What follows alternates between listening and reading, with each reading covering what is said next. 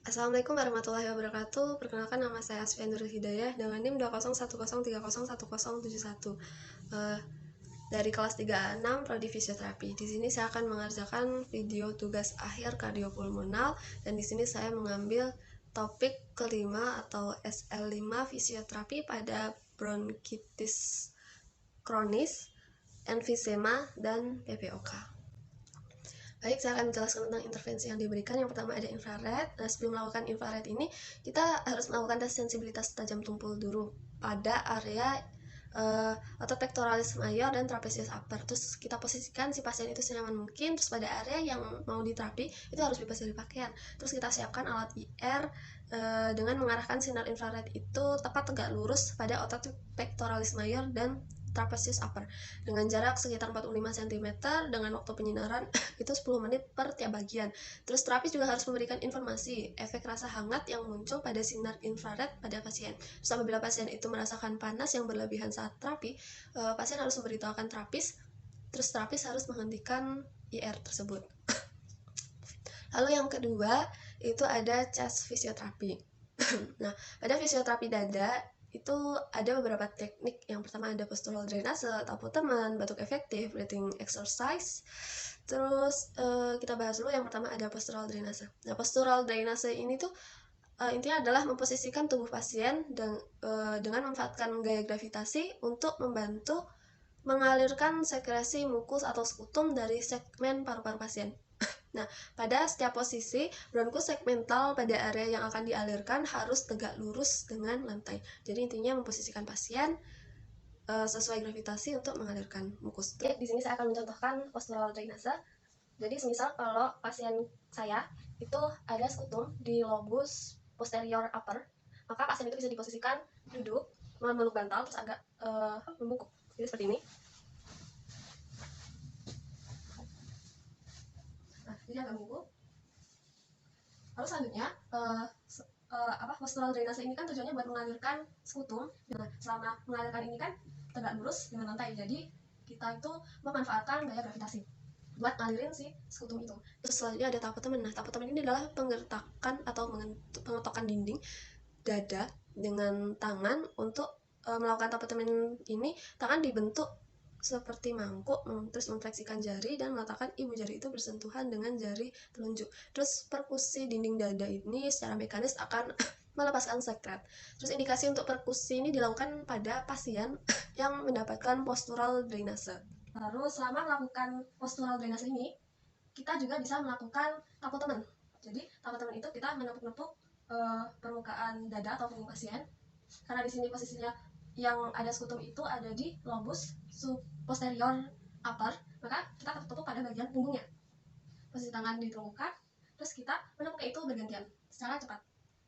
Kenapa harus ditekuk difleksikan seperti ini? Biar pasien itu tidak merasa sakit. Saya mulai ya, Bu.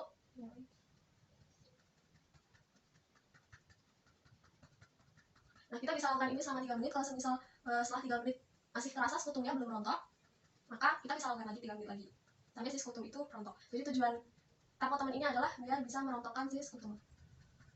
Kita bisa melakukannya dengan cepat.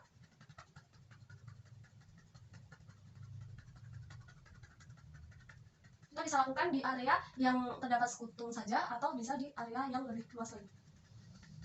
Lalu selanjutnya ada batuk efektif. Nah, latihan batuk efektif ini merupakan suatu metode batuk dengan benar, dengan di mana si pasien ini biar bisa menghemat energi sehingga tidak mudah lelah, dan juga ini dapat membantu mengeluarkan sekret secara maksimal. Lalu selanjutnya adalah latihan batuk efektif. Jadi latihan batuk efektif ini awalnya diawali dengan nafas dulu 2 kali, lalu dibatukan. Pada nafas kedua itu dibatukan sekali, terus dibatukan lagi yang kedua itu lebih keras. Bu, saya contohkan ya, Bu. Jadi yang pertama itu tarik nafas, buang, terus tarik nafas, batukan. Jadi 2 kali batuk. Yang kedua itu lebih keras. Yang pertama smooth aja nggak apa-apa. Bisa? Saya coba ya, Bu. Tarik nafas, buang, tarik nafas, batukan.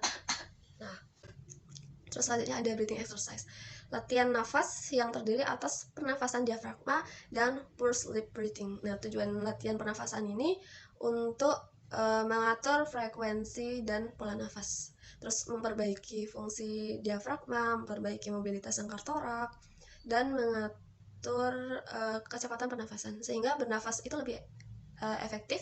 Terus latihan ini meningkatkan inflasi alveolar secara maksimal, terus meningkatkan relaksasi otot, terus menghilangkan kecemasan, terus menyingkirkan pola aktivitas otot-otot pernafasan yang tidak berguna dan tidak terkoordinasi. Terus juga melambatkan frekuensi pernafasan dan mengurangi kerja pernafasan. Lalu selanjutnya adalah diaphragmatic breathing. Nah, diaphragmatic breathing ini tujuannya untuk menekankan pernafasan normal. Jadi kalau misal ada sesak nafas, itu kan nafasnya cenderung pakai otot bantu pernafasan, sedangkan nafas yang baik dan benar itu pakai otot utama, yaitu diafragma. Nah, kita harus menekankan gimana caranya biar bisa bernafas pakai otot diafragma. Jadi kita meminimalisir gerakan otot pada otot bantu pernafasan, dan kita lebih menekankan pada pernafasan dengan otot utama atau diafragma. Nah, untuk yang pertama, pasien itu diposisikan tidur terlentang, lalu kita harus merelaksasikan otot bantu pernafasannya dengan cara pasien itu tidur dengan kepalanya itu diganjal bantal. Lalu selanjutnya kita minta pasien satu tangan tolong taruh di atas dada, satu tangan lagi di atas perut. Coba ibu nafas, tapi nanti diutamakan yang naik turun itu perut ya bu. Jangan yang atas itu diminimalisir gerakannya. Coba. Dadanya masih ikut ya bu, dicoba lagi. Jadi pada dasarnya kita harus meminimalisir gerakan pada otot bantu pernafasan. Kita harus fokus pada pernafasan dengan diafragma. Lalu selanjutnya adalah pulse sleep breathing. Jadi pulse sleep breathing ini bernafas biasa, lalu menekankan pada ekspirasi. Jadi ketika ekspirasi itu dibuang lebih panjang. Jadi tarik nafas pakai hidung, buang nafas pakai mulut, terus mulutnya itu diposisikan muncung seperti mau bilang Jadi mulutnya itu muncung, dikatupkan hampir rapat, disisihkan sedikit lubang yang membuka. Lalu ketika saat seperti itu kita mengeluarkan nafasnya. Nah, coba ibu, untuk ini posisi pasien itu adalah half lying. Ibu bisa agak naik sedikit.